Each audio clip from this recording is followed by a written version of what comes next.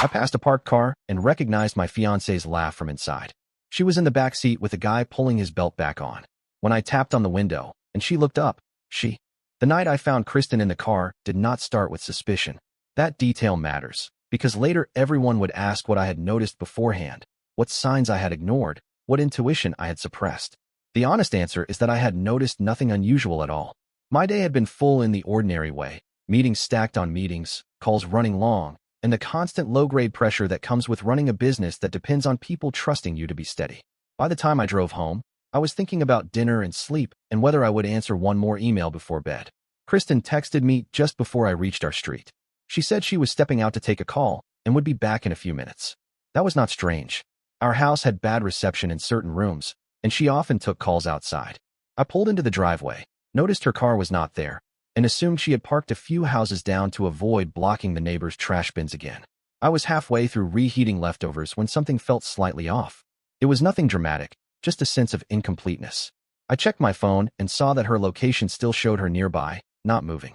I told myself it meant nothing. I told myself many things that night. I stepped back outside, partly to get air and partly because the unease would not settle.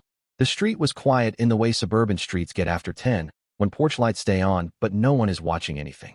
Her car was parked 2 houses down, engine off, interior lights on. I remember noticing how bright it looked against the dark, as if it wanted attention. I walked toward it without any clear plan. I expected to see her alone, maybe scrolling, maybe finishing an argument with someone from work. Instead, I saw the outline of a man in the passenger seat before I even reached the curb. They were close enough that their shoulders touched. Her hand was resting casually on his thigh, not in a dramatic way, not in a secretive way, but with the relaxed ownership of someone who believed she belonged there. I tapped on the window. They both turned at the same time. The man flinched. Kristen did not. She rolled the window down slowly, as if annoyed by an interruption rather than startled by being caught. I said her name. She looked up at me and sighed, the way she used to when I asked a question she thought I should already know the answer to. This is not what it looks like, I started, because that sentence comes out automatically when reality fractures. She tilted her head and frowned. Yes, it is. The words landed cleanly, with no apology attached. The man in the passenger seat stared straight ahead, jaw clenched, hands gripping his knees. He looked younger than me, early 30s maybe, well-groomed, expensive jacket. Someone who was used to being comfortable in situations that were not his. I asked her what she was doing. She asked me why I was acting like this. That was the first time my stomach dropped, not because of the affair itself, but because of her tone. There was no scramble, no panic, no attempt to improvise a story. She spoke as if we were disagreeing about dinner plans. You said this was okay, she said. I laughed once, short and involuntary, because the sentence made no sense. I told her she was wrong. She named a date. She named a place. She described the kitchen table, the bottle of bourbon I had brought home from a client dinner, the way I had sat with my jacket still on, talking about how stressed I was, how boxed in I felt, how I worried that commitment was turning into routine. She said I had told her I wanted her to feel free, that if she ever needed something outside us, she should not lie to me about it. She said I had laughed and said, I won't even remember this tomorrow. The specificity of it made my head buzz. I did not drink often, but I drank enough to know the difference between being tipsy and losing time. I had no memory of that conversation. None at all. Not a blur, not a gap, not even the sense that something might be missing. It was as if she were describing a scene from someone else's life. I told her that. She smiled, not kindly, but patiently. You don't remember a lot of things when you drink. That was new. I asked her what she meant. She said there had been other nights, nothing major, just moments where I repeated myself, where I forgot parts of conversations. She said she had not wanted to worry me. She said maybe this was something I should talk to a doctor about. The man finally spoke. He asked if everything was okay. She told him yes, and told him to give us a minute. He hesitated, then opened the door and stepped out, keeping his eyes down as he walked a few steps away. He did not leave. He hovered close enough to hear if voices rose. I asked her why she was still seeing him if she thought I was unstable. She looked genuinely confused by the question. Because you said I could. I told her I would never agree to this. I told her she was lying or mistaken or deliberately twisting something. I told her to get out of the car. She crossed her arms. You don't get to rewrite things just because you're embarrassed now. The calmness of her voice did something to me. It made me start replaying recent months, looking for cracks. I thought about nights where I had gone to bed early and she had stayed up. I thought about mornings where she reminded me of things I did not recall saying, small things, harmless things, but things that now felt heavier. I asked her if she had proof. She pulled out her phone and scrolled. She showed me a note she said I had dictated to her, a list of things I wanted to talk about, but was afraid to. My phrasing, my vocabulary, my rhythms were all there. It looked like me. It sounded like me. It terrified me. I asked her why she had never mentioned this before. She said she had been waiting for me to be ready to remember. I went back inside alone. She stayed in the car. I did not sleep that night. I sat at the kitchen table, staring at the same spot she had described in her story, trying to force a memory to surface. Nothing came. My head felt thick, as if wrapped in cotton. Every time I thought I was close to recalling something, it slipped away. By morning, she was in our bed as if nothing had happened. She kissed my cheek and asked if I wanted coffee. I asked her if she was still seeing him. She said yes. I asked her how long it had been going on. She said since the conversation. I asked her if she loved him. She said that was not relevant. Over the next few days, she did not hide it. She took calls in front of me. She stayed out late. She corrected me gently when I reacted with anger, reminding me that I had agreed to this. Each time she did it, she added another detail about the night I could not remember. The glass I had knocked over.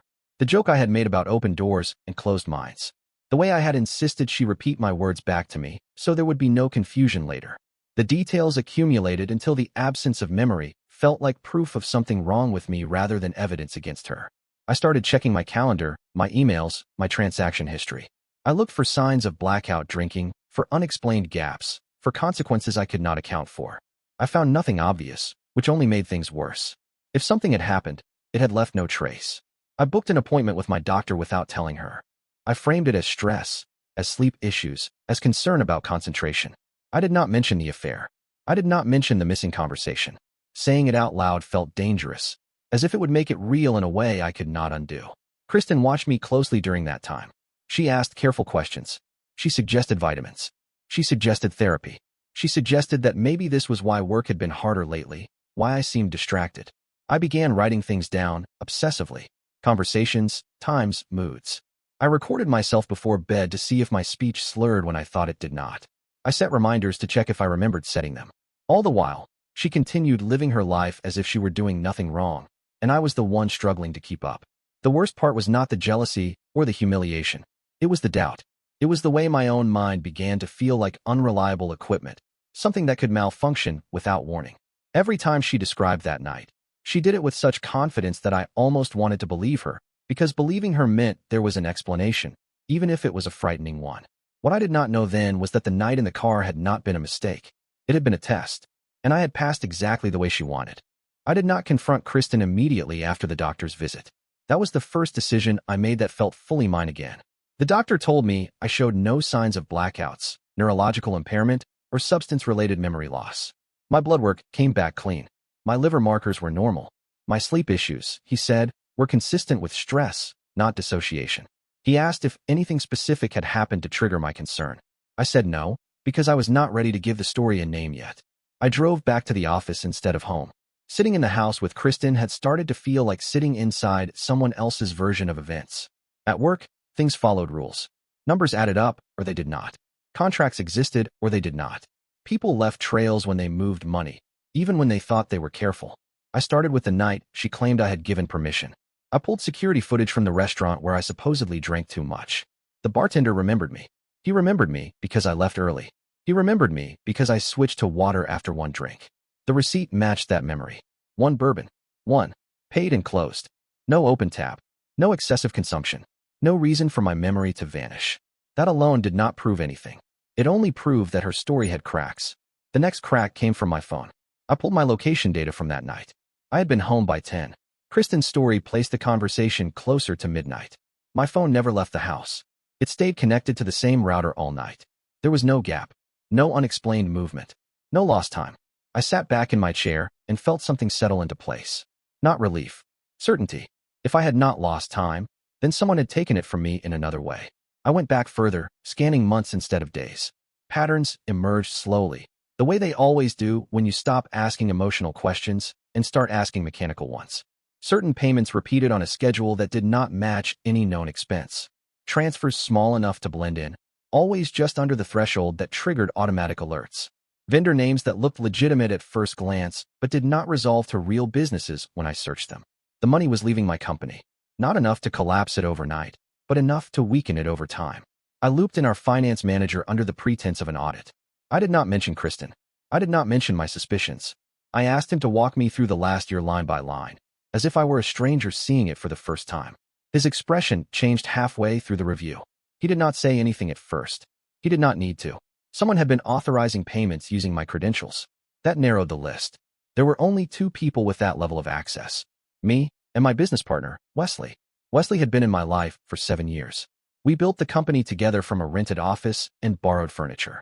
He knew my habits, my preferences, my blind spots. He knew when I skimmed reports and when I read every word. He also knew Kristen. He had attended our engagement party. He had toasted us with a speech about loyalty.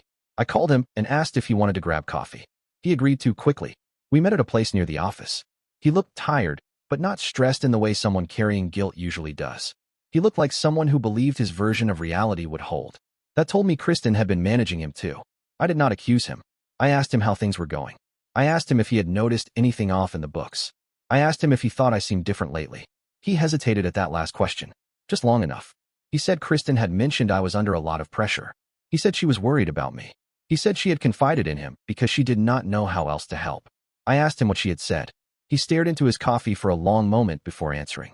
Then he told me. She had told him I was sick. Not stressed. Not burned out. Terminal. She had told him I had months, not years. She had told him I was refusing treatment because I did not want pity.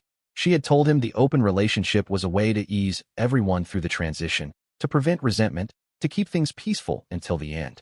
He said it like he was explaining a difficult but compassionate decision. I felt cold all the way through. He told me he had resisted at first. He told me he had said it felt wrong. He told me she had cried and said she did not want to be alone after I was gone. He told me she had begged him not to tell anyone, not even me, because I wanted dignity. I asked him how long. 8 months. 8 months of lies layered on top of each other, each one tailored to the listener. I asked him about the money. He stiffened. He said he thought it was temporary. He said she told him I had approved it. She told him I wanted her taken care of. She told him the company would be sold soon anyway. I asked him why he had not verified any of it with me. He looked ashamed. He said it felt cruel to question a dying man's wishes. That was the moment I understood how she worked. She did not just lie. She gave people roles they wanted to play. The loyal partner. The compassionate friend. The reasonable adult in an uncomfortable situation. Once they accepted the role, the rest followed naturally. I did not tell Wesley the truth yet. I told him I needed time to process. I told him I would follow up. When I got home, Kristen was waiting for me. She asked how my day had been. She asked if I had eaten. She asked if I had remembered anything new. I told her the doctor said I was fine. She smiled tightly. She said doctors miss things all the time. I asked her directly if she had told Wesley I was dying. She did not deny it. She said she had been trying to protect everyone. She said stress did strange things to people. She said maybe I did not want to know how bad it really was.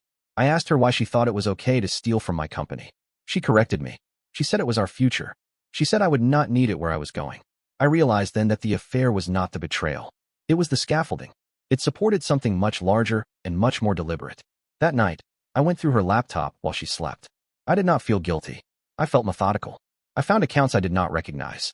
I found messages archived under fake names.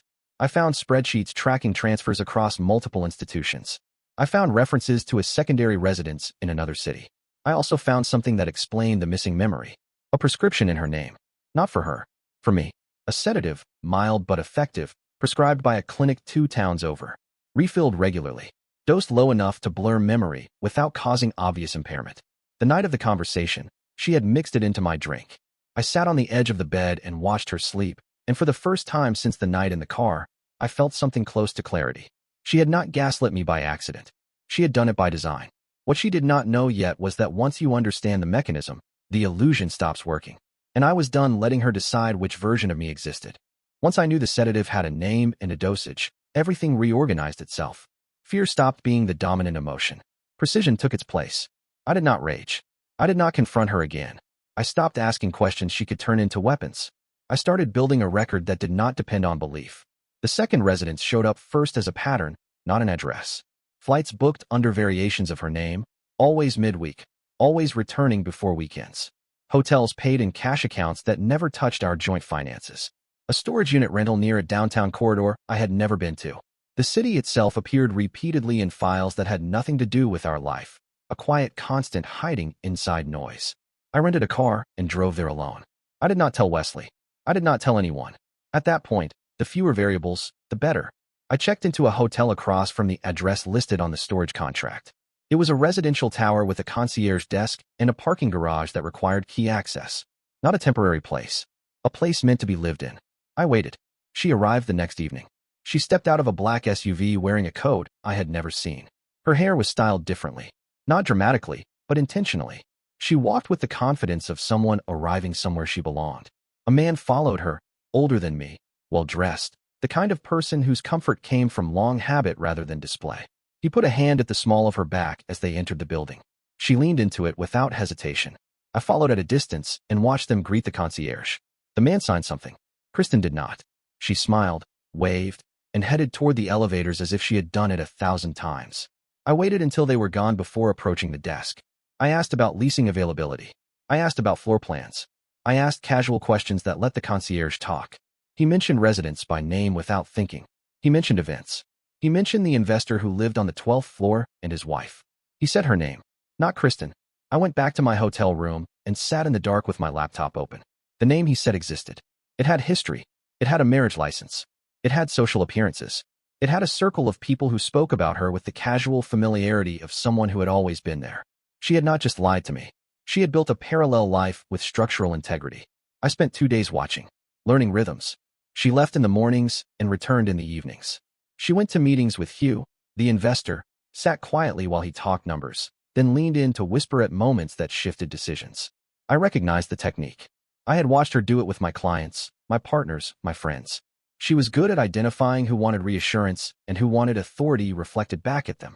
She was using my connections. Names I had introduced her to showed up in Hugh's emails. Deals I had passed on reappeared in his portfolio. She had acted as a bridge, carrying information between lives that were never meant to touch. I accessed the storage unit on the 3rd day. Inside were documents organized with care.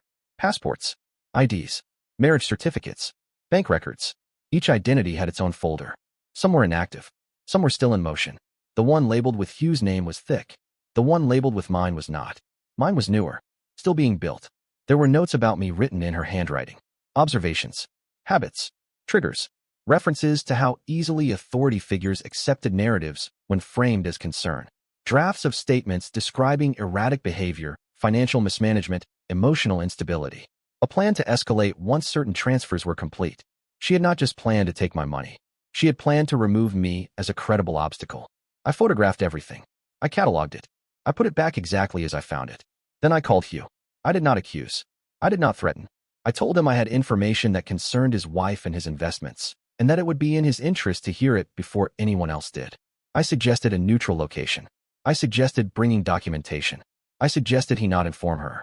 He agreed. We met in a conference room at a hotel near the airport. He arrived first, already guarded. I introduced myself using my real name. His expression did not change.